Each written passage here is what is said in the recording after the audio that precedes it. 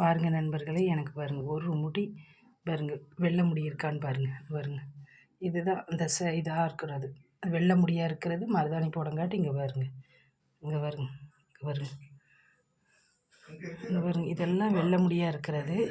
அந்த மருதாணி போடங்காட்டி இப்படி இருக்குதுங்களா? இப்படி க்ளோஸில் பார்க்குங்காட்டி இப்படி தெரியுதா? இப்போ பாருங்களேன், லாங்கில் பண்ணுறேன் பாருங்கள் தெரியுதா? தெரியாது. ஆனால் கரெக்டாக 15 நாளைக்கு ஒருக்கா நீங்கள் அந்த ஒரு கணக்கு வச்சு மருதாணி போட்டுட்டு ஒரு 2-3 மணி நேரம் கூட நீங்கள் வைக்கலாம். நான் அப்படி இல்லை, ஃபுல் டே வச்சுருவேன். ஏன்னா நான் காலையிலே வேலைக்கு போனோம்னா சாயங்காலம் தான் வருவேன். அதனால் ஃபுல் டே வச்சுக்குவேன் தலைக்கு. அப்புறம் நைட்டு வந்து எண்ணெய் ஆயில் அப்ளை பண்ணிவிட்டு அப்புறம் மறுநாள் வந்து ஹேர் வாஷ் பண்ணிடுவேன்.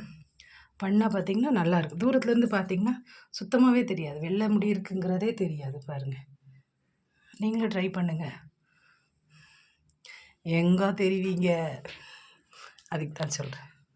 எதுக்கு டையெல்லாம் போட்டு நம்மளோட கண் வேஸ்ட் பண்ணிக்கிட்டு அப்புறம் அது சேராமல் ஒரு சிலருக்கு அலர்ஜி மாதிரி வந்துக்கிட்டு. இதெல்லாம் இயற்கை. அப்புறம் எல்லா பக்கம் கிடைக்கிற பொருள் இது. ஒன்றும் இல்லை, மருதாணி, எலுமிச்சை பழம், அப்புறம் பார்த்திங்கன்னா லவங்கம்,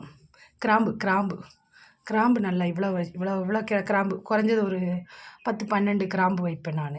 கிராம்பு, மருதாணி தழை, அப்புறம் எலுமிச்சை பழம் 2 பழம் போடுவேன். 2 பழம் போட்டு அப்புறம் பார்த்திங்கன்னா எலுமிச்சை பழம் ஊற்றி தான் நல்லா அரைப்பேன். அரைச்சேன்னு வைங்களேன், அவ்வளோ திக்காக இருக்கும் முடி. இந்த இது கலர் வந்து அவ்வளோ திக்காக வரும்.